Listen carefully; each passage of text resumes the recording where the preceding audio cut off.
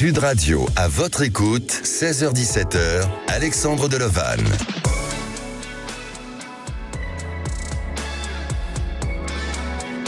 Bonjour à tous, bienvenue dans l'émission À votre écoute. Je suis heureux de vous accompagner jusqu'à 17h. Vous souhaitez participer à l'émission, c'est le 0826 300 300. Et si on parlait des mystères, de la conscience et des pouvoirs surnaturels du corps, qu'est-ce qu'est la conscience? Est-ce une connaissance ou une illusion? La conscience permet à l'individu de se connaître lui-même tout en ayant connaissance du monde qui vous entoure, en vous donnant la possibilité de penser. La conscience vous invite à réfléchir. Elle donne l'opportunité de réfléchir à des questionnements autant philosophiques que scientifiques et quantiques. Mais elle vous amène également à vous interroger sur la notion d'existence. Pourquoi vivons-nous? Qu'est-ce qu'est la mort? De l'existence de votre âme, des pouvoirs de l'esprit supranaturel et de son pouvoir du corps. Nos auditeurs vont témoigner de leur expérience vécue avec des histoires extraordinaires. Et à mes côtés, j'aurai le plaisir comme invité d'avoir Myriam Gablier, psychopraticienne, auteure de plusieurs ouvrages comme Les mystères de la conscience et Un corps extraordinaire. Être à l'écoute de cette émission, c'est aussi un moment de prise de conscience, de connaissance et de guidance intuitive. Vous pouvez partager vos avis sur le groupe Facebook À votre écoute. Nous sommes en direct live sur YouTube et aujourd'hui à la réalisation de l'émission, c'est Maxence au standard, Aude et Zach. Sud Radio, à votre écoute, Alexandre Delevanne. Et avant de donner la parole à Jean-Claude, je me dirige vers le groupe À votre écoute pour reprendre un message de Sandrine qui nous dit « Les mystères de la conscience, cela me surprend toujours. Je suis toujours très intrigué par les perceptions de notre conscience. Il me tarde de vous écouter. » Alors Sandrine, bien sûr que tout le long de cette émission, on va en parler et nous aurons notre experte Myriam Gablier qui va donner beaucoup plus de précision en la matière. Alors j'ai aussi celui de Maryse, un thème mystérieux, on a tout à apprendre, hâte de découvrir. Caroline qui nous dit, peut-on parler de la conscience sans parler de l'inconscient? Et comme disait le célèbre philosophe Descartes, la conscience est un tout. On connaît bien sa théorie, je pense donc je suis. Lorsque nous regardons dans une glace, on a conscience d'être nous. Et à présent, on va donner la parole à Jean-Claude. Bonjour Jean-Claude. Bonjour Alexandre. Bonjour Myriam. Elle est à côté de nous, elle va prendre l'antenne dans quelques minutes. Bienvenue sur Sud Radio Jean-Claude. Oui, excusez-moi, je suis un peu ému. Vous êtes ému? Non, vous inquiétez pas, on est en toute intimité, on est ensemble, oui. Il n'y a aucun souci. Alors Jean-Claude, vous avez 64 ans, vous êtes agriculteur et retraité, vous habitez Villefranche de Lauragais, c'est en Occitanie, hein, Tout à fait. Oui. La conscience pour vous est un sujet qui vous parle, puisque vous êtes sensible à tout ce qui touche aux sciences parallèles ou aux médecines alternatives. Racontez-nous un petit peu ce qui vous est... comment vous en êtes arrivé là? Est-ce que vous êtes praticien dans ce domaine-là et quels sont les événements qui vous amenaient à justement être curieux sur ce sujet? Alors, pour la conscience, je mets deux mots. Oui. Le premier, c'est con et après, c'est science. Ah. Je le découpe en deux. D'accord. Il y a l'inconscience aussi, mais bon, je pense que la conscience, pour moi, est universelle. Mmh. Elle est dans le tout et ça me rapproche de la spiritualité, qui n'est pas la même chose que la religion. D'accord. Et donc cette conscience me pose beaucoup de questions. Vous avez par exemple l'astrologie et l'étude des planètes et des cosmos. Vous avez deux sciences qui sont différentes. Mmh. Mais si on les met toutes les deux ensemble, je pense qu'il y a une question à se poser. On est trop dans la matière. Je pense qu'on nous a enlevé l'âme et l'esprit, et si on nous remet l'âme et l'esprit, on retrouvera une vraie conscience. D'accord. Alors, bien entendu, ça c'est votre point de vue et ça se partage, ça se discute et aussi par rapport à votre expérience de vie, je pense que si vous en êtes arrivé là, c'est qu'à un moment donné, vous êtes amené à réfléchir autrement et différemment. Alors, est-ce que par rapport à tout ça, vous-même, vous avez eu une influence face à l'entourage, à l'éducation aussi pour penser comme ça, ou est-ce que tout simplement vous vous êtes fait par vous-même et la vie vous a montré que c'était autre chose que le côté purement matériel? Étant d'origine italienne par mon grand-père qui a été contraint à partir de l'Italie à une époque, je pense qu'il y a une partie de moi qui est restée spirituelle. Je ne veux pas dire catholique ou chrétienne ou autre, elle est restée spirituelle. Étant le cinquième d'une famille de 50 ans, alors je ne suis pas agriculteur, c'est mon frère qui est agriculteur. D'accord. Et moi j'ai travaillé à la restauration et j'ai travaillé pour le don du sang. D'accord, mais vous aidez votre frère justement. Oui. Voilà, exactement. Alors, Jean-Claude, aujourd'hui, vous faites un petit peu d'astrologie, parce que vous avez parlé d'astrologie, vous avez vous-même, vous pratiquez, vous avez des expériences dans ce domaine-là? Non, je ne fais qu'étudier parce que depuis ma retraite, j'essaye de comprendre beaucoup de choses. Ce qui me paraît compliqué à mon âge, parce que je pense qu'on apprend plus facilement plus jeune, mais je n'ai pas eu l'occasion d'étudier toutes ces grandes sciences, on va dire. D'accord. Alors justement, nous, j'ai à mes côtés Myriam Gablier qui va prendre l'antenne dans quelques minutes. Est-ce que par hasard vous auriez peut-être une question à lui poser, puisque vous posez beaucoup de questions justement sur cette notion de conscience? Est-ce qu'il y a quelque chose ou une question qui pour vous est importante et elle pourra vous répondre tout à l'heure à l'antenne?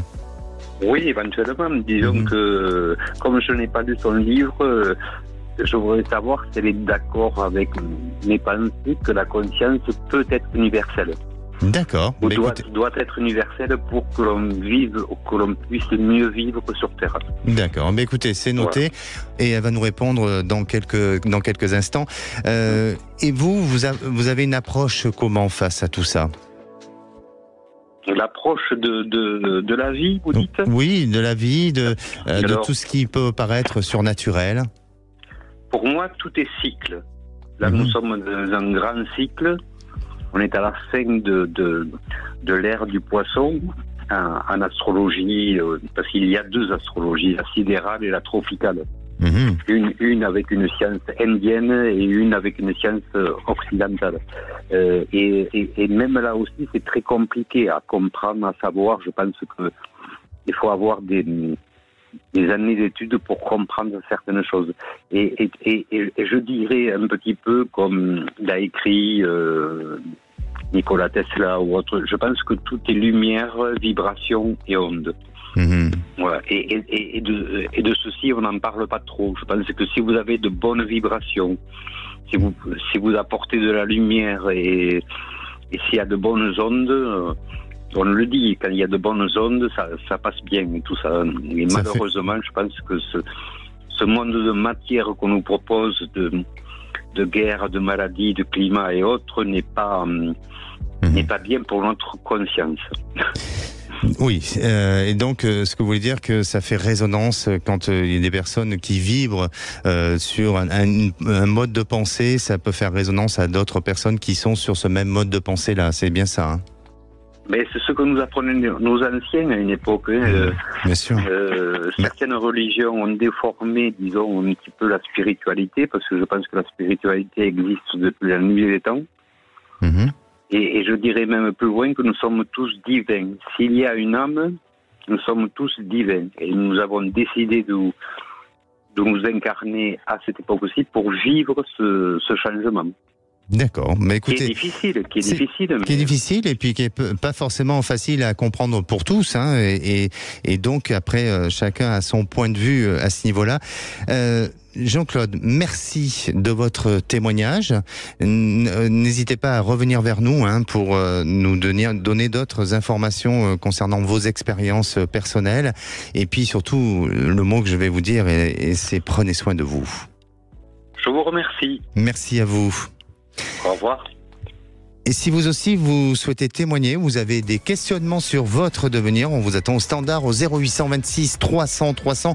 On se retrouve dans quelques minutes avec Isabelle. Alors Isabelle, à ses 11 ans, avait annoncé à sa mère que son grand-père allait vivre un terrible événement. Et on en parle dans quelques instants. Restez à l'écoute de Sud Radio. Sud Radio, à votre écoute, 16h-17h, Alexandre Delevanne. Et de retour sur Sud Radio, merci d'être à l'écoute de cette émission. Au programme de l'émission, les mystères de la conscience et de son corps extraordinaire. Mon invité du jour, c'est Myriam Gablier. Alors, vous souhaitez témoigner sur le sujet et poser des questions. Je suis à votre écoute au 0826 300 300 ou vous pouvez aussi poster vos commentaires sur le groupe à votre écoute sur Facebook. Allez, passons à la minute du saviez-vous.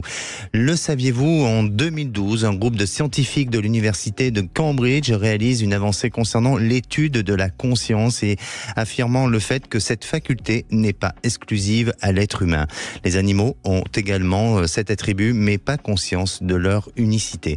Et à ce jour, la recherche scientifique travaille sur une étude, celle de redonner conscience aux patients en état végétatif ou dans le coma. Cela permettrait de les faire revenir à la réalité et de les faire réavoir toutes leurs facultés.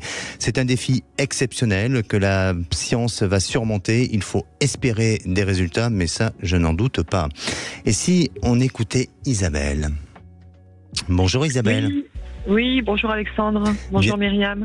Elle est à côté de nous, elle va intervenir dans quelques minutes. Bienvenue sur Sud Radio. Isabelle, vous avez 54 ans et vous nous appelez de quel département ? De l'Hérault. De l'Hérault, d'accord. Alors vous avez un témoignage concernant une histoire qui vous est arrivée à l'âge de vos 11 ans. Racontez-nous un petit peu ce qui s'est passé. Alors c'est une histoire que ma mère m'a racontée récemment. Et en fait, donc à l'âge de 11 ans, au lever, j'ai annoncé que mon grand-père avait eu un accident, un grave accident. D'accord. Comment ça s'est manifesté ? À l'époque, on n'avait pas le portable, évidemment. Et donc, à la fin de la matinée, mes parents ont effectivement appris la nouvelle. Mon grand-père avait été désincarcéré et hospitalisé. Voilà, il était dans le coma à l'époque. D'accord. Et il n'y avait aucun signe qui pouvait indiquer sa fragilité ou ses problèmes personnels ? Non, pas du tout, parce que c'était un accident de la route. Ah oui, d'accord. Donc il était routier et il avait un grave accident. En fait, c'est ses freins qui ont lâché et il a eu un grave accident avec un autocar. Mais comment ça s'est formulé pour vous ? C'est au travers d'un flash, d'une vision, d'un ressenti ? Alors malheureusement, moi je ne m'en souvenais plus. C'est parce qu'on a discuté un peu par rapport au fait aussi que je sois somnambule et que j'ai beaucoup d'activités oniriques, mais à l'époque, franchement, moi, je ne me souviens plus du tout. D'accord. C'est ma mère qui m'a rappelé ça il y a pas longtemps, mais je ne me souviens plus du tout comment ça s'est manifesté. Après, par l'intermédiaire, récemment, parce que moi, après, plus tard, bien sûr, là, du coup, qu'on en ait parlé, je me suis demandé si c'était plutôt de la télépathie ou si c'était plutôt de la prémonition, je savais pas trop. Et en fait, là, on m'a plutôt parlé, en fait, que ça serait l'âme de mon grand-père qui serait venue me prévenir, sachant que moi, j'étais également connectée. Donc, je ne sais pas plus, mais c'est l'information que j'ai eue récemment. D'accord, ça c'est votre information que vous avez eue, effectivement. Et cet événement s'est produit le lendemain, c'est bien ça, hein ? Ah non. Non, combien de temps après ? En fait, moi je leur ai dit ça le matin. Oui. Donc je ne sais pas exactement quelle heure il était. Mes parents l'ont appris qu'en fin de matinée. Ah, d'accord, c'est une question d'heure. C'était à peu près en simultané ou. Oui. Voilà, oui. Oui, c'est comme un sentiment de télépathie, effectivement. Et depuis, est-ce que vous avez eu à nouveau des événements comme ça qui se sont manifestés ? Alors, je crois que c'était dans les. Je sais plus si c'est exactement 2017, mais 2017, je m'étais assoupie. Et quand je me suis réveillée, j'ai dit tiens, c'est bizarre. J'ai rêvé qu'il fallait que je prenne l'avion pour me rendre aux obsèques de la maman de ma meilleure amie. Et dans la foulée, quelques heures après, elle m'a téléphoné pour me prévenir que sa mère était décédée. D'accord. Alors, est-ce que d'après vous, le pouvoir de la conscience a cette capacité à aller chercher l'information et à vous donner justement cette information qu'on pourrait dire une information divinatoire, prémonitoire, ou on peut l'appeler autrement ? Pourquoi pas, oui. Pourquoi pas. Après, pour l'instant, je ne l'explique pas, mais oui, pourquoi pas. Je pense que c'est fort possible. C'est fort possible. Et là, aujourd'hui, vous êtes... On en parle beaucoup. On en parle beaucoup aujourd'hui de la conscience. Bien sûr, effectivement, c'est un sujet qui fait débat et autant philosophique que scientifique à ce niveau-là. Mais aujourd'hui, vous-même, vous arrivez à gérer tout ça. Pour vous, c'est quelque chose de normal ? Comment j'arrive à le gérer ? Actuellement, je me pose quand même beaucoup de questions, mais pas trop récemment. Enfin, j'ai vraiment 2 gros événements dont je me rappelle. Mais après, c'est vrai que je suis assez ouverte à tout ça, on va dire. D'accord. Voilà.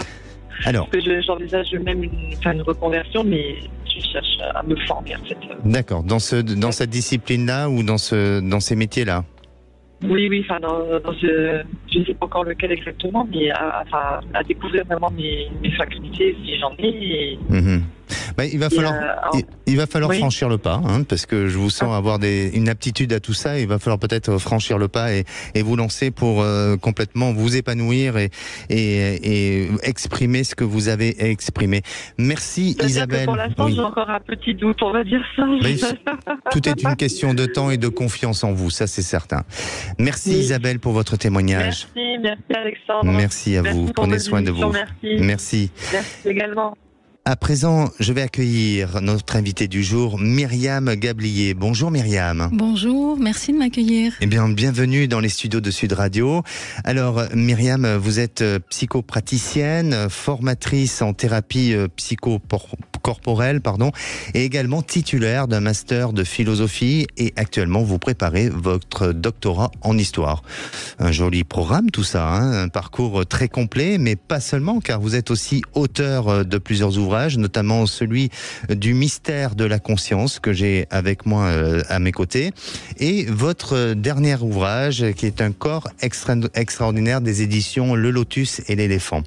Alors Myriam, avec un parcours comme celui-ci et de ce que j'ai lu de vos ouvrages, peut-on dire que vous avez une âme de chercheuse ? Oui, je suis passionnée, j'adore continuer à étudier, à apprendre, et c'est vrai que je suis passionnée par la notion de conscience et la relation entre le corps et la conscience. Donc ça, c'est vraiment mon dada. D'accord. Et vous avez toujours été passionnée depuis toute jeune ? Vous avez baigné dans cet esprit-là ? Je suis comme Obélix, je suis tombée dedans quand j'étais petite, chez des parents qui étaient déjà intéressés par ces sujets-là, donc c'est vraiment ma culture. D'accord. Alors écoutez, moi ce que je vous propose, c'est qu'on va faire une pause et après on abordera les mystères de la conscience et du corps extraordinaire. On va parler bien sûr de vos ouvrages. Ne bougez pas, on revient dans un instant, on parlera donc du livre de Myriam Gablier. Et puis je vous dis à tout de suite, c'est sur Sud Radio. Sud Radio, à votre écoute, 16h-17h, Alexandre Delevanne. Sud Radio, à votre écoute, 16h-17h, Alexandre Delevanne. Et de retour sur Sud Radio, il est bientôt 16h30. Vous pouvez aussi nous suivre en direct live sur YouTube. Alors soyez nombreux à réagir et à poster vos commentaires sur le groupe de Facebook à votre écoute. Et si à présent vous souhaitez témoigner ou réagir dans l'émission de demain, le sujet sera sur le pouvoir du changement. Un seul numéro, le 0826 300 300. N'hésitez pas pour passer à l'antenne. Alors, je suis avec mon invitée Myriam Gablier, psychopraticienne et auteur des ouvrages des mystères de la conscience et d'un corps extraordinaire. Myriam, je vais revenir sur la conception de la conscience. Alors, pour beaucoup d'entre nous, il est difficile de comprendre cette idée de conscience et à la fois c'est subjectif car vous avez la théorie des scientifiques et celle des mystiques avec des croyances plutôt théologiques. Et est-ce que ces théories, avec des pensées qui peuvent être différentes, peuvent se rapprocher sur une même analyse ou sur une même approche ? Alors effectivement, ça dépend de quelle théorie on part. Donc par exemple pour la théorie scientifique, Ce qu'elle nous dit, c'est que dans le monde, il n'y a que des phénomènes physiques, il n'y a que de la matière. Donc, dans ce cadre-là, la conscience est produite par le cerveau, par l'activité neuronale. Donc, dans ce cadre-là, par exemple, quand on meurt, il n'y a plus de conscience puisqu'il n'y a plus de corps, il n'y a plus de cerveau. Dans un cadre qui va être davantage théologique, donc soit ésotérique, soit religieux, on est vraiment dans une autre posture qui va nous dire qu'il y a la matière d'un côté et l'âme de l'autre, et auquel cas, la conscience est une propriété de l'âme. Et donc, quand on arrive au seuil de la mort, eh bien, l'expérience consciente se poursuit puisque l'âme continue. Mais on a aussi d'autres postures qui sont plus unies, c'est-à-dire qui vont dire que la seule chose dont on est sûr, c'est que la conscience se donne à vivre en nous. Donc, on vit des expériences. Là, à l'instant, on est en train de vivre une expérience et qu'il faut rester humble parce qu'en fait, on ne sait pas vraiment ce que c'est la conscience, mais peut-être du coup que tout est conscience. D'accord. Et là, en ce sens-là, je rejoins un petit peu notre premier auditeur. Jean-Claude, oui. Jean-Claude qui nous disait, mais est-ce que la conscience peut être universelle ? Eh bien, peut-être que oui, en fait. Peut-être qu'une autre posture pourrait être de dire qu'en fait, tout est conscience. Donc, on a vraiment différentes cartographies et libre à chacun de choisir sa cartographie. D'accord. Alors, dans la notion d'âme, d'après vous, la conscience continue son chemin au-delà de la mort ?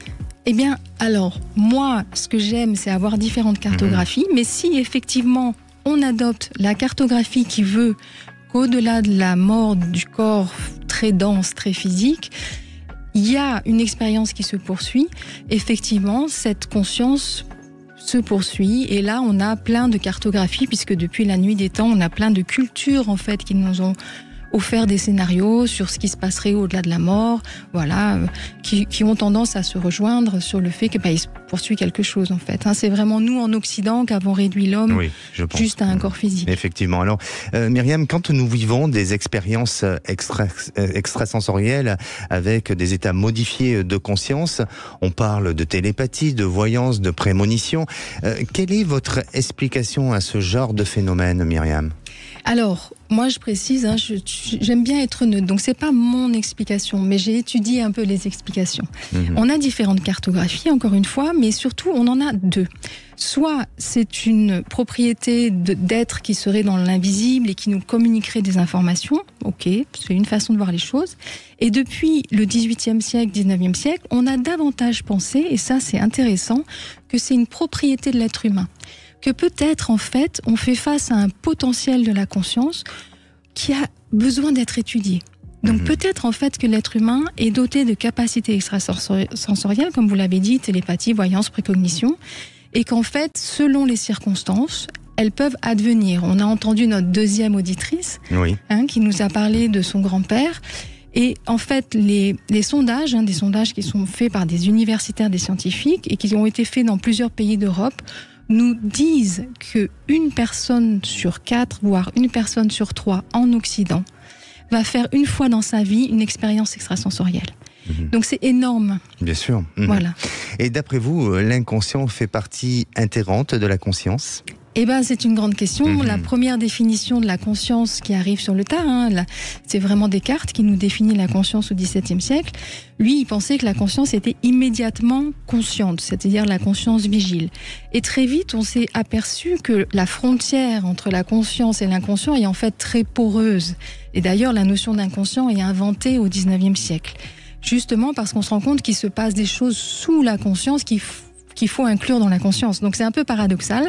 Maintenant, il faut penser la conscience avec l'inconscient. Donc la réponse est oui. On est obligé de penser la conscience comme comprenant des niveaux inconscients. Bon, en tous les cas, dans votre livre « Les mystères de la conscience », on y retrouve toutes ces informations. Il est riche d'informations. Et je rappelle que vous avez écrit aussi un autre ouvrage qui vient de sortir il y a peu de temps, qui s'intitule « Un corps extraordinaire » des éditions L'Éléphant et le Lotus. Dans votre ouvrage, vous parlez de la puissance du corps, de ses pouvoirs extraordinaires et même au-delà de la matière. Alors, vous parlez aussi de guérison miraculeuse. Alors, attention avec ces histoires de guérison miraculeuse, parce que j'ai une question et que tout le monde pourrait se poser. Est-ce que l'histoire de ces guérisons miraculeuses, n'est-ce pas un effet placebo? Est-ce que ce serait pas tout simplement une évolution normale de notre métabolisme? Parce que on parle de guérison miraculeuse en lien avec souvent une appartenance dogmatique ou religieuse. Hein. Qu'est-ce que l'idée, qu'est-ce qu'on peut en sortir comme idée de tout ça? Voilà. Alors déjà, je voudrais juste préciser qu'il y a vraiment un grand nombre de guérisons qui ont été attestées par d'illustres médecins, par la littérature médicale. Donc il n'y a plus de doute en fait sur le fait qu'elles se produisent. Et ensuite, effectivement, qu'est-ce qui se passe? Comment on peut expliquer ça? Et encore une fois, on est avec nos deux cartographies. Soit on est avec nos cartographies qui vont être davantage ésotériques ou religieuses, ou avec un potentiel humain. On y revient à ce fameux potentiel humain. Donc effectivement, on peut imaginer que on a ce potentiel d'entrer dans certains états de conscience, justement, qui vont faire comme s'il y a une décristallisation de l'information qui fait la maladie, oui. Et que cette information qui est à l'origine de la pathologie peut changer, et ce qui provoquerait une guérison. C'est-à-dire qu'en fait, dans certains états de conscience, et on sait, hein, une maladie grave, c'est très éprouvant, et les gens passent par tout un tas d'états différents, mais souvent, à un moment donné, il y a comme une sorte de lâcher-prise, et là, peut-être qu'il y a quelque chose qui lâche, et qui peut vraiment changer la matière et provoquer une guérison. C'est une hypothèse. Très intéressant. On en discuterait des heures et des heures. Alors je rappelle ce livre, un cœur aussi, extraordinaire, de Myriam Gablier, dans les éditions Lotus et l'Éléphant.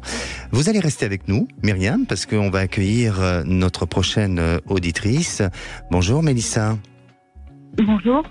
Je suis en compagnie de Myriam, Mélissa. Bonjour Myriam. Bonjour. Vous avez 44 ans, Mélissa, et vous êtes entrepreneur dans le secteur agricole à Bordeaux. Vous dites avoir voyagé, alors voyager sûrement physiquement, hein, comme beaucoup de personnes, mais là il s'agit d'un voyage astral. Racontez-nous un petit peu votre expérience de ce que vous avez vécu avec ce voyage astral. Alors, ça m'est arrivé très jeune, je devais avoir 16-17 ans. Et vraiment par accident. Je ne savais pas ce que c'était. J'étais dans une famille qui pratiquait déjà d'une certaine manière l'ésotérie, enfin les cartes, la voyance, avait différents supports, se posait déjà des questions et avait des supports pour y répondre. Mais j'étais pas très ouverte à ce genre de choses, très jeune pour comprendre aussi. Et puis un soir, par frustration, enfin ma compréhension à cet âge-là était telle, j'ai l'impression d'être sortie de mon corps, d'avoir voyagé au-dessus de la ville où j'habitais à l'époque et d'être allée rejoindre, enfin je voulais sortir avec mes cousines et ce soir-là ma mère m'avait tout simplement dit non et j'étais allée me coucher très fâchée et je regrettais de ne pas être avec elle ce soir-là. Et bizarrement, dans la nuit, je me suis quand même retrouvée avec elle. Donc mon esprit est allé vers chez elle. Il n'y avait personne, donc je suis allée vers le lieu où elle faisait la fête. Et là, je les ai tous vus en train de faire la fête avec le groupe habituel. Et il s'avère que le lendemain, ils sont venus déjeuner à la maison et que je leur ai raconté tout ce que j'avais vu la veille. Et tout le monde a été bouche bée à table. Et là, ma mère m'a dit, c'est un voyage astral que tu as fait, ne t'amuse plus à faire ceci. C'est très dangereux. Alors, comment expliquez-vous cela, Myriam? Alors, encore une fois, on a énormément de personnes qui rapportent ce genre d'expérience, donc on sait que ça se produit. Toute la question, effectivement, c'est de savoir qu'est-ce qui se passe. Est-ce qu'il y a une partie qu'on appelle l'esprit qui sort du corps? Est-ce qu'on est avec un corps élargi au sein duquel il y a une attention qui se déplace? Est-ce qu'on est avec un corps qui est intriqué à la façon quantique, auquel cas il a accès à plein d'informations de l'univers? Toujours est-il que ce qui est intéressant dans ce cas-là, par exemple, c'est qu'on peut attester, c'est-à-dire elle a rapporté des informations qui peuvent être vérifiées. Donc oui, on sait maintenant que ces phénomènes se produisent. Voilà. Après, il faut rester prudent sur l'explication, mais vraiment, j'aimerais rassurer les gens qui vivent ça. Il y a des instituts en France qui peuvent recevoir vos témoignages et vous accompagner si besoin. Oui. Alors, oui. Et depuis, vous avez... Oui, Mélissa. J'ai fait des recherches et j'ai compris que certains faisaient même des voyages astro en groupe et que c'était quelque chose qui se pratiquait dans certains pays de manière très Alors, il y a eu des expériences aux États-Unis, effectivement, d'essayer de voyager en groupe. Il y a des scientifiques qui l'étudient. Et puis, surtout, il y a vraiment moyen de recueillir. En fait, on commence à avoir une somme d'évidence, une somme de témoignages qui vont tous dans le même sens, en fait. Il y a plein de gens qui vivent cela. Vous avez aussi une expérience où vous avez eu un vécu en Afrique, c'est bien ça, lors d'un voyage? Oui, alors moi j'en profite pour vous demander pourquoi, lorsque j'imagine que tout ce à quoi on résiste persiste, mais moi qui suis née dans ce genre de famille et qui n'ai jamais très été intéressée par ce genre de choses, j'ai été confrontée malgré moi toute ma vie, mais vraiment dans tous les domaines. Que ce soit la voyance, j'y croyais pas, on m'a dit des choses, elles sont arrivées. Le voyage astral, c'était par accident. Confrontée à des âmes, à des esprits, des choses comme ça. Je n'y croyais pas, mais je l'ai été aussi. Et on était plusieurs, donc il n'y avait pas de doute sur le sujet également. Je veux dire que l'Afrique a été très formatrice pour moi. Il y a beaucoup de choses qui se sont perdues en Europe ici, avec entre autres les croyances religieuses et dans l'ésotérie, mais dans certains peuples, elles sont encore très présentes et pratiquées au quotidien. Donc ça permet de pouvoir se mettre à la page et quitter un peu ce monde de matière à laquelle on s'accroche et comprendre que le monde peut-être que l'on ne voit pas, le monde de l'énergie a tout autant son importance. Dans mon domaine d'activité aussi, j'ai beau être accroché à la matière, à la terre, mais je fais des formations avec des scientifiques qui nous prouvent que l'énergie fonctionne mieux que la matière. Effectivement. Merci Mélissa pour votre témoignage. Merci à vous en tout cas. Merci. Et puis n'hésitez pas à revenir vers nous pour d'autres témoignages également. Merci pour ce genre d'émission qui nous permet de nous sentir moins seuls et de comprendre que les scientifiques, les médecins, beaucoup de gens ont un attrait pour ce qui se passe au-delà du corps, dans notre conscience, notre subconscient. Merci de nous aider à cheminer vers la lumière. Merci à vous. Sud Radio, à votre écoute. Alexandre Delevanne. Et si à présent on écoutait Laure? Bonjour Laure. Bonjour. Bienvenue sur Sud Radio. Oui, merci. Alors Laure, je suis en compagnie de Myriam Gablier avec nous. Oui. Laure, vous avez 47 ans, vous habitez Brive-la-Gaillarde et vous travaillez dans les soins énergétiques. Que pensez-vous de la notion de la conscience ? Alors en effet, comme disait Myriam tout à l'heure, pour moi la conscience, il y a une partie aussi importante liée à l'inconscient. Et c'est en fait mettre une conscience sur la partie inconsciente qui est importante, parce que il y a des événements qui sont très marqués dans notre vie et en fait qui se sont ancrés dans notre corps et en fait certaines maladies après apparaissent et qui sont en lien avec ces traumatismes. Et du coup, quand les personnes sont malades, malheureusement, il n'y a qu'à ce moment-là où ils écoutent leur corps, ils prennent conscience de certains traumatismes.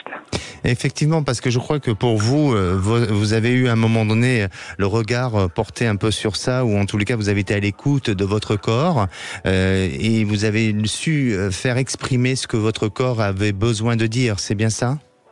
C'est ça, et puis moi je l'ai fait à travers aussi ma sœur jumelle, c'est grâce à elle que j'en suis venue ici, et dans ce domaine-là, et qui en fait avait eu un problème à une cheville, et il y avait vraiment un phénomène incompréhensible par rapport à ça, et j'ai cherché à comprendre en fait, et j'ai commencé à m'intéresser à tout ça parce que moi, contrairement à Myriam, je suis pas du tout tombée dedans quand j'étais petite. Et du coup j'avais beaucoup de questionnements par rapport à tout ça, et c'est à force d'acheter des livres comme celui de Myriam ou autre que je me suis mise à développer toutes ces perceptions. Alors aujourd'hui j'arrive à soigner avec l'imposition des mains en enlevant le feu par exemple, ou en distanciel aussi, je le fais en distanciel. Après aussi j'ai beaucoup de messages, ça arrive moi par image. C'est des flashs. Voilà. Myriam, vous êtes d'accord sur le fait que notre corps nous parle, nous communique des informations. Vous n'allez pas contredire l'information. Non, certainement pas. Surtout que j'anime un stage qui s'appelle Votre corps vous parle. Alors, donc je serais mal placée de dire non, j'amène pendant 3 jours les gens justement à faire cette expérience-là. Oui, le corps nous parle constamment et il nous parle de plein de choses. C'est-à-dire pas seulement des problèmes, en fait, il nous parle aussi de nos potentiels. C'est là aussi où c'est intéressant. Oui, effectivement. Tout à fait. Et en fait, moi, j'ai fait une formation également auprès d'un centre holistique sur Lyon, qui m'a permis de mettre en évidence aussi le poids du transgénérationnel. Tout ce qui nous est transmis de manière inconsciente ou consciente et que l'on porte. Et en faisant ce travail et en posant des questions autour de moi à mes parents notamment, et je me suis rendu compte, j'ai eu des explications à des problèmes physiques qui étaient incompréhensibles. Par exemple, le problème pour avancer, c'était en lien avec une amputation de mon grand-père qui s'est faite au moment où ma mère était enceinte de nous. Et ça, elle nous l'avait jamais dit, quoi. Alors, Myriam, d'après vous, à quel moment on doit être à l'écoute et attentif à son corps ? Est-ce qu'il y a une période particulière ou un événement particulier, ou est-ce qu'il faut le faire dès son plus jeune âge ? L'idéal, c'est de le faire tout le temps, en fait, et effectivement d'éduquer les enfants à être beaucoup plus sensibles, beaucoup plus attentifs à leur corps. Après, c'est vrai qu'il y a des fois, on est un petit peu pris par le quotidien. Donc voilà, on a tous fait l'expérience de conduire une voiture et puis de se rendre compte que ça fait plusieurs minutes qu'on était absent. Et là, le corps a conduit la voiture très bien sans notre attention. Donc le corps, il assure la base. Donc en fait, c'est très intelligent d'aller l'écouter parce qu'il est plein de sagesse et il est interconnecté à beaucoup de dimensions. Cette auditrice nous a mentionné la dimension transgénérationnelle, mais il y a plein de dimensions transpersonnelles. Donc en passant par le corps, on peut accéder à des choses très étonnantes et très intéressantes. Mais écoutez, on va écouter notre corps parce que c'est le temps de faire une petite pause pour aller se désaltérer. Merci à vous pour notre auditrice Laure. Et puis n'hésitez pas à revenir vers nous pour témoigner à nouveau. Merci Myriam pour votre intervention et d'être venue à nous dans les studios de Sud Radio. Alors je rappelle, Un corps extraordinaire dans les éditions Lotus et l'éléphant. Et puis vous avez aussi Les mystères de la conscience. Ne bougez pas, on revient avec notre prochain auditeur et ça sera Martine. On est à l'écoute de Sud Radio, bien entendu. Sud Radio, à votre écoute, Alexandre Delevanne. Sud Radio, à votre écoute, 16h-17h, Alexandre Delevanne. Et de retour sur Sud Radio pour cette dernière partie avant de retrouver Les Vraies Voix présentés par Philippe David et Cécile Dominibus. Alors il vous reste quelques minutes pour passer à l'antenne de Sud Radio. Et avant de retrouver Martine, je vais vous donner les 5 clés pour développer votre conscience. La première chose, pratiquer des exercices de respiration. La deuxième, prendre conscience tous les jours de votre existence et de votre esprit. La troisième, écouter de la musique. La quatrième, pratiquer la méditation. Et la cinquième clé, pratiquer la pleine conscience en mangeant. Et la parole est à Martine. Bonjour Martine. Bonjour Alexandre, merci de m'accueillir. Merci à vous et bienvenue sur Sud Radio. Vous avez, Martine, 63 ans, vous habitez Bonn et vous êtes propriétaire de gîte, c'est bien ça ? Exactement, oui, c'est bien cela. Voilà, alors vous avez vécu des expériences un peu paranormales, si on peut dire comme ça. Expliquez un petit peu ce qui vous est arrivé. Alors justement, vous avez parlé que autant l'homme, autant l'animal pouvaient être dans ces phénomènes. Donc moi justement, j'ai eu une expérience avec mon chien qui était un énorme dog allemand. Et nous étions un soir, ce chien depuis quelques jours regardait en l'air et montrait des dents alors que c'était un chien très gentil. Et plusieurs jours comme ça, regardait en l'air quelque chose qu'il voyait lui seulement, je suppose. Et pardonnez-moi, dès cette première attitude qu'il adoptait, est-ce que vous avez eu, je dirais, un ressenti ou est-ce que vous avez été interrogé par son attitude ? Alors je m'interrogeais quand même, je trouvais ça bizarre parce que c'était vraiment un chien adorable. Donc voilà, et donc les journées passent et je reçois une amie à la maison qui elle était dans une autre pièce, pas très loin de la mienne, et qui me dit Martine, tu es là? Ben, je lui dis oui, je suis là. Je suis dans la cuisine, elle était dans le salon, et elle me dit écoute, si c'est une farce, c'est pas rigolo. Et je vois mon chien qui se lève, qui avait une énorme caisse pour se reposer, qui se lève de cette caisse et qui va directement dans la pièce, vers mon ami, et qui recommence à regarder un air en montrant les dents. Et mon ami me dit, écoute, ça me fait pas rire, voilà, j'ai vu une ombre à contre-ombre et j'ai senti quelque chose, un souffle qui m'est passé à côté. Alors je lui ai dit, en effet, mon chien, depuis un moment, je sais pas ce qui se passe. Donc j'ai dit, écoute, moi je suis pas rassurée. Je lui ai dit, on va partir dormir dans la famille parce que moi je reste pas dans cette maison. Et le chien devenait de plus en plus fou. Donc j'ai mis mon chien dans la cave, et d'ailleurs il a arraché la porte. Enfin, il était complètement fou. C'était un truc incroyable. Et donc nous sommes partis. Donc 2-3 jours après, mon papa revient à la maison. Je lui dis, écoute, voilà ce qui s'est passé. Et le chien était donc à côté de nous, nous étions à table. Le chien dormait dans sa caisse depuis ce jour-là, il était épuisé. Et mon papa me dit, mais avec vos histoires, c'est pas possible, c'est n'importe quoi. Ah ben écoute, j'ai dit, ma foi, je te raconte ce qui s'est passé. Et d'un seul coup, mon père était en face de moi et en face de mon mari. Et mon père a eu un malaise. Et on a cru qu'il faisait carrément une crise cardiaque, quoi. On a eu très très peur. Et papa... au moment où mon papa avait ce malaise, le chien s'est levé, est allé derrière mon père, et c'est un dog allemand, hein, il faisait ses besoins en petit pipi sur 3 pattes, il pouvait pas, il tombait, donc il était toujours comme des chiens, il faisait ses petits pipis comme une chienne, et là, s'est levé, mais s'est mis sur ses 2 pattes arrière, et derrière mon père, et a chassé comme si c'était un chat. Il essayait d'attraper quelque chose derrière mon père. Donc mon père était toujours dans cet état de malaise, et ça s'est arrêté. Le chien s'est recouché dans sa niche, et je lui ai dit, qu'est-ce que tu as ressenti, mais qu'est-ce qui s'est passé? Et il me dit, j'ai senti quelque chose qui me passait des pieds à la tête, de la tête aux pieds, plusieurs fois. Donc je lui ai dit, écoute, ça fait un moment qu'on a un phénomène qui se passe dans la maison, je ne comprends pas pourquoi. Et d'un seul coup, j'ai eu une visite. Oui, tu vous en prie. Non, c'est parce qu'on n'a pas beaucoup de temps et c'est pour ça qu'on doit rendre l'antenne dans quelques secondes. Dites-nous comment ça s'est terminé. Alors comment ça s'est terminé, c'est que j'ai eu la vision de mon oncle décédé, qui était le frère de mon père, et qui se tapait la tête comme dans une cage en verre. Et en effet, sa femme, sa veuve, avait aussi des bruits dans sa maison depuis plusieurs semaines. Elle avait très peur. Et du moment où j'ai fait appel à quelqu'un qui m'a donné les clés pour arrêter tout ça, tout s'est calmé. Bon. En tous les cas, voilà, comme quoi même le monde animal a cette sensibilité-là. Merci vraiment de votre témoignage, Martine. Et puis n'hésitez pas pour repasser à l'antenne plus longuement. Prenez soin de vous. Je vous en aurais raconté d'autres. Merci. Merci à vous. Et pour conclure, je dirais, toute conscience est la conscience d'un fait et de soi. Allez, on se donne rendez-vous demain. On parlera du pouvoir du changement. Et la place est aux vraies voix. Bonsoir Philippe David. Bonsoir Alexandre Delevanne. Bonsoir Myriam. Au menu des vraies voix, à 17h30, notre grand débat. Victoire du PVV aux Pays-Bas, c'est le parti pour la liberté, que certains disent d'extrême droite, d'autres de droite populiste. Les discours anti-immigration sont-ils en train de triompher dans l'opinion publique? Oui, parce qu'il est arrivé largement en tête. Regardez les sondages. En France, le RN est largement en tête pour les prochaines élections. Mélanie a gagné en Italie. L'AfD est haute en Allemagne, a priori, pour les sondages des européennes. Vox monte en Espagne. Et vous, qu'est-ce que vous en pensez? Est-ce que les discours anti-immigration sont en train de triompher dans l'opinion publique?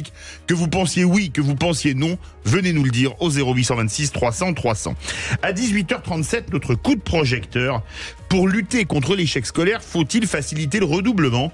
Puisque Gabriel Attal a dit que le redoublement ne devait plus être tabou. Alors vous, qu'est-ce que vous en pensez? Vous avez redoublé et ça a servi à rien? Ou vous avez redoublé et ça a vraiment relancé votre scolarité et vous avez fait une très belle scolarité après? Il y a plein de gens à qui c'est arrivé. Vous pensez que c'est une brimade le redoublement ou vous pensez que ça peut être salutaire? Même cause, mêmes effets. Le 0826 300 300. Nos 3 vraies voix du jour ce soir. Avec Cécile de Ménimuse, on aura Philippe Billiger, Françoise Degois et Sébastien Ménard. Bonne émission. Sud Radio, à votre écoute, 16h-17h, Alexandre Delovan. Avec idéalvoyance.fr, coaching de vie spirituelle par téléphone, chat et email.